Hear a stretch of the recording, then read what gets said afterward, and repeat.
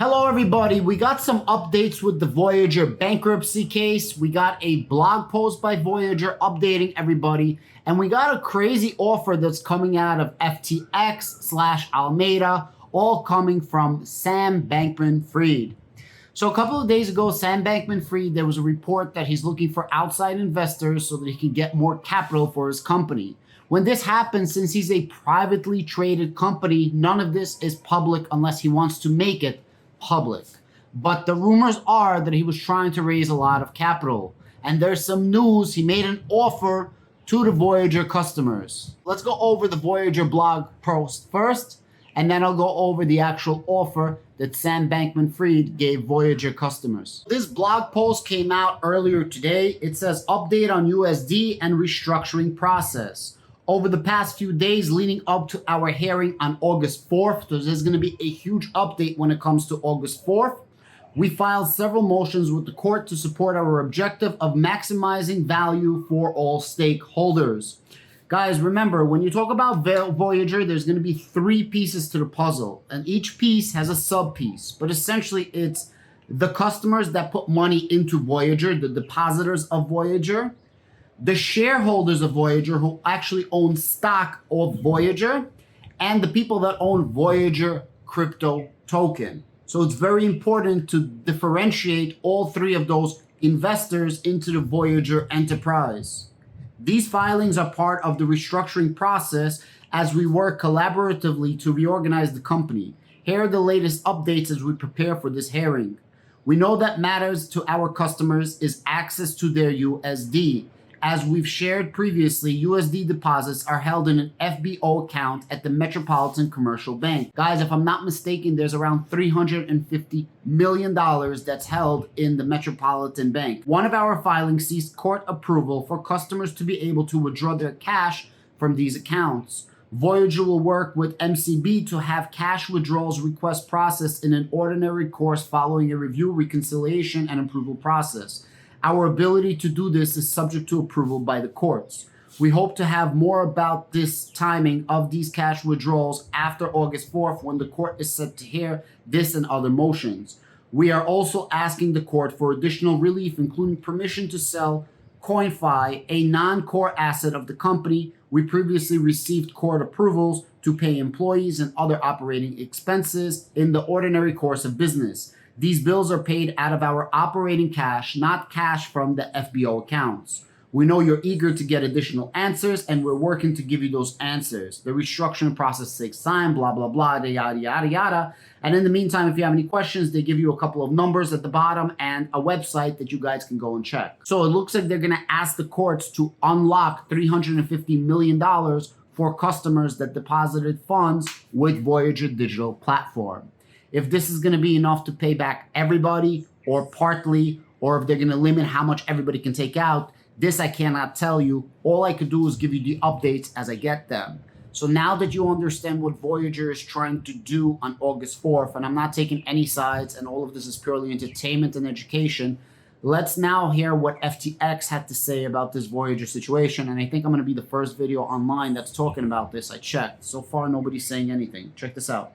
I read the actual letter and I'm going to try to pull it off, but essentially Alameda Capital is going to buy up the debt that's owed Voyager to their actual customers. Those customers will have a choice if they want to or not want to transfer over to FTX.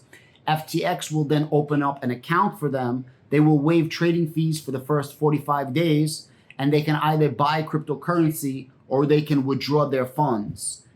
It's very important to understand they are not buying the full debt of the company.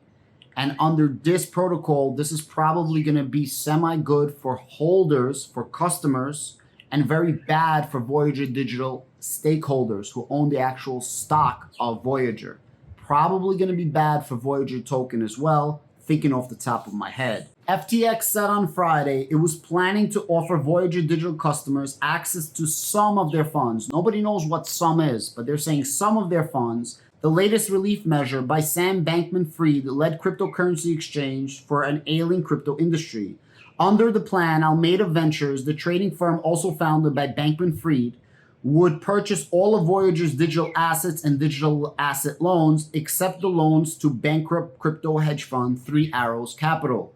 Voyager's customers would then receive some of these funds if they open an account with FTX. The key word is some, so you got to understand how much it's going to be. Such customers could either withdraw the cash balance immediately or use it to make purchases on FTX's platform, the company said. FTX expects to close the deal in early August. Participation in the plan would be voluntary, the company added.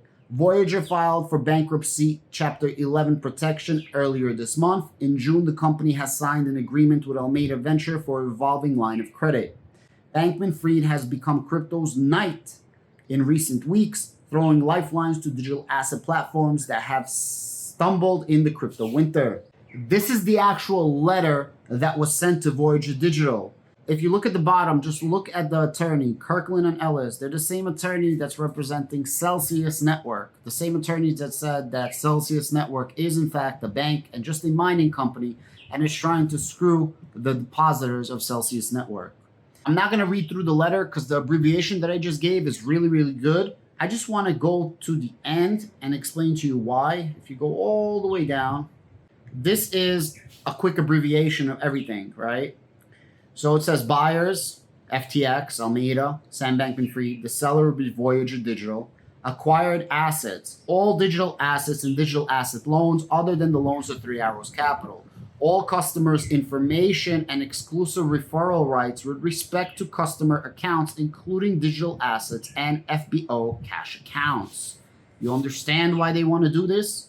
All preference, avoidance, or other claims against customers or relating to digital assets other than claims related to loans to Three Arrows Capital, all trademarks and other intellectual property of the sellers used or useful in the seller's business operations, and at the option of the buyers, any contracts, documents, accounts, rights, causes of actions, books, and records, and other property assets related to any of the foregoing.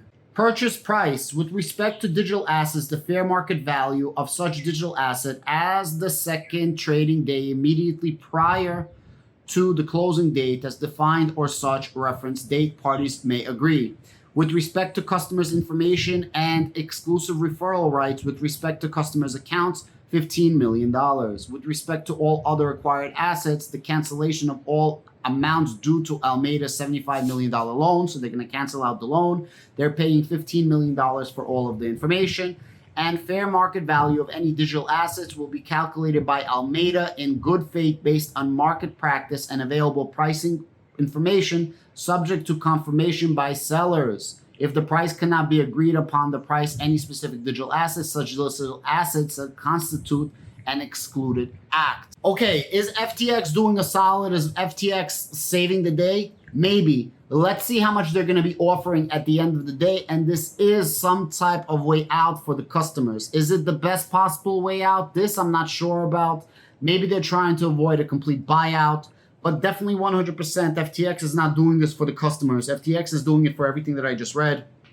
They want your information. They want to grow their own business. And although my light is going down in the background, so I can't find it right now, they did say that this helps FTX grow. It helps show what a true crypto platform can do. And it goes to show that crypto platforms can help other crypto platforms the same way you have traditional financial institutions helping each other out. This is all part of this letter, all part of this description, all part of this. So these are your updates with Voyager Digital. You have Big Uncle Sam coming out and saying, hey, I'm willing to do some type of settlement for the customers. You guys got to give me an answer very, very soon. We're going to see how that works out. And you got Voyager Digital that's trying to get you your $350 million from the Metro Commercial Bank.